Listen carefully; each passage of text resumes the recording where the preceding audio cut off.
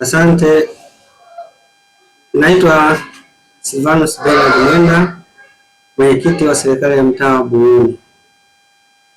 Tunashukuru serikali kuu kupitia rais wetu wa Jamhuri ya Muungano wa Tanzania kwa kutuletea fedha kwa ajili ya kumalizia kituo chetu cha afya hapa Buyuni, na sasa tuko hatua ya kuwezeka. Tumeshaanza tayari kwa ajili ya hatua ya kuwezeka, na tunatarajia baada ya kukamilisha hiki kituo, basi afya kwa wananchi wetu wa kata ya Buyuni itakuwa salama.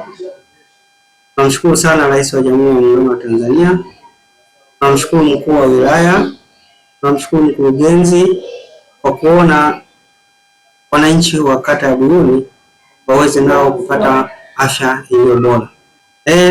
Upande wa Buyuni nafikiri sisi tunafanya kazi vizuri hata kabla ya kuwa kituo cha afya. Tukiwa zahanati tunafanya kazi vizuri na tumekuwa zahanati bora wilaya ya Ilala. Tumepata cheti tuzo ya kuwa zahanati bora wilaya ya Ilala na tunatibu masaa 24. Na sasa hivi pia tuna huduma ya kinywa na meno. Kwa hiyo haijatokea wananchi wetu wakalalamika kuhusu dawa. Sisi tuko makini sana kwenye swala la afya katika kituo chetu. Kwa hiyo tunapokuja kuboreshwa kuwa kituo cha afya, maana yake sasa huduma zote muhimu ambazo tulikuwa tunapata zinapatikana Nguvu Kazi, zinapatikana Kisarawe, zinapatikana Pugu, zitakuwa zinapatikana Buyuni moja kwa moja.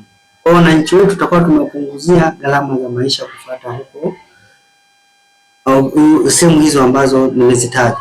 Kwa hiyo nashukuru sana tutakapopata hicho kituo cha afya kitakapokamilika, basi maisha kwa wananchi wetu yatakuwa rahisi. Labda nini siri ya mafanikio ya kituo chako? Umeambiwa kwamba kina mama wengi kutoka kata mbalimbali ndio nikimbilie kwa kituo hicho. Nadhani nini siri kubwa? Siri kubwa ni umoja, upendo na wito kwa wahudumu wa kituo hiki. Wana wito wa kazi yao.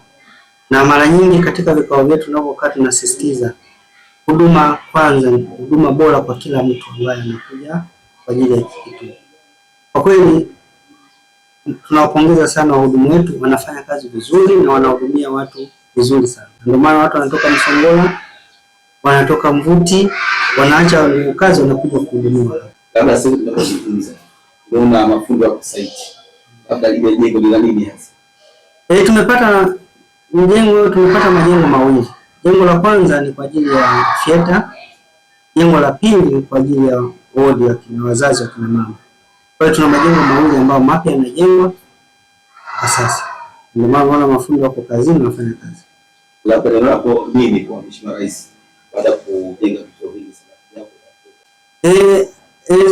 Maombi kwa Mheshimiwa Rais azidi kutuboreshea. Anapotuboreshea kituo cha afya basi na vifaa tiba. Sababu leo tumepata majengo lakini kuna vitu vinavyohitajika ili kituo kiweze kufanya kazi. Kwa hiyo tukipata kwa wakati basi itakuwa rahisi sana sisi katika kata yetu, huduma yetu kuboreka zaidi. Tumeona Mheshimiwa Diwani ameingia kwa kasi kubwa sana. Aliahidi kwamba atasimamia kituo cha afya kiendelee kuwa kikubwa zaidi. Unaona nini kwa Mheshimiwa Diwani wa sasa? Mheshimiwa Diwani sio mtu wa maneno, ni mtu wa kazi. Na mpaka sasa anafanya vitu vikubwa sana ambavyo tulitarajia ingefanyika kwa miaka hata 2-3, lakini unakuta anapambana. Sio mwanasiasa wa kusema yeye siasa yake ya mdomoni, ni siasa ya vitendo. Anafanya kazi vizuri na tunamshukuru. Na mara nyingi hata tukiwa ukitaka uone mtu anafanya kazi, angalia hata kwenye ahadi zake au kwenye mikutano. Anafika kwa wakati na anapendi tuchelewe. Sababu anakuambia mnapochelewa mnakwamisha maendeleo mengine. Kwa hiyo muda ni mali, yeye kwake muda ni mali. Ameweka kipaumbele muda ni mali, na ukiangalia hata ukipita kwenye mashule anapita kutoa elimu na walimu wafanye nini kwa ajili ya wanafunzi. Kwa sababu kubwa sisi kama sisi na diwani anavyotuhimiza kuwa tumetumwa na wananchi tukawatumikie. Na hicho ndio kubwa kwake. Na natamani sana kuhakikisha mpaka mwaka huu unakamilika basi Buyuni iwe imebadilika. Kikubwa mimi ninachowaambia ni umoja. Hakuna maendeleo yatakayokuja bila umoja. Yaani tukitaka kukwamisha mtu maana yake tunajikwamisha sisi wenyewe. Hakuna mtu ambaye utamkwamisha, maana tutakwamisha wananchi wetu na watu. Kwa sisi kwa pamoja tukiungana, tukaweka umoja, basi hakuna kitu ambacho kitashindikana. Nashukuru kwa upande wa miundombinu, nafikiri imekuwa mara nyingi mkija mkiona tunavyopambana. Tunashukuru barabara hii ambayo iko natoka Buyuni kwenda Yusline, shule ya Yusline. Sasa hivi imewekwa yale makaravati na imekaa katika mazingira. Lakini baada ya kuja mvua, sababu hatukupata kifusi cha kutosha kwenye hii barabara. Kwa hiyo wito wangu, naomba kwa mamlaka husika tuweze kupata vifusi katika hii barabara ikae sawa, kwa sababu sehemu nyingi ambazo tulipitisha iliwekwa makaravati, kifusi kiliwekwa sehemu tu zile baadhi za makaravati, lakini sehemu zingine hamna kifusi. Kwa hiyo imekuwa inakata, barabara zinakatika kwa sababu ya mvua.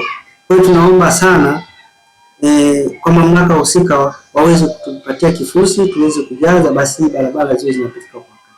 Lakini pia tuna changamoto ya barabara moja ambayo ipo kwa Zoo, kutoka kwa Zoo mpaka sehemu moja wanaitwa kwa Masamaki.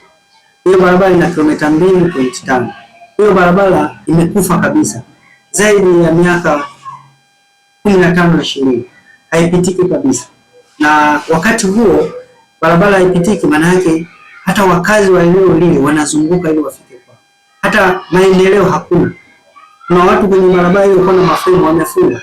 Hakuna anayepita atakayenunua kwa sababu haipitiki. Kwa hiyo ile barabara ni kwetu ni kubwa na ni kitega uchumi kwa wananchi wetu. Iko kwenye mpaka wa Buyuni na Zavara.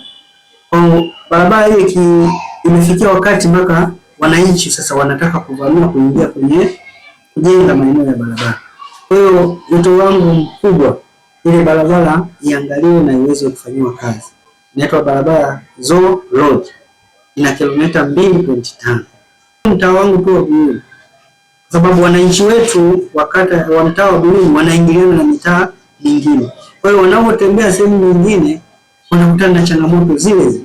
Kwa hiyo kata yetu ya Buyuni kwa miundombinu iko nyuma sana, tofauti na kata zingine ambapo unaweza kwenda sehemu nyingine na kwenda sehemu nyingine bila changamoto hiyo, na hasa kipindi hiki cha mvua. Sisi tuna vivuko vitatu ambavyo vinaleta hawa wanafunzi kuja mashuleni. Kipo kivuko kinaitwa Amanoti Road, na kivuko kingine kinaitwa Kaja Road, na kivuko kingine kipo Mwongozo. Ile vivuko kipindi cha mvua, manake wanafunzi hawawezi kuvuka. Hivyo tunaomba sana hiyo kipaumbele tuweze kupata hivi vivuko vijengwe, wananchi wetu waweze kupita.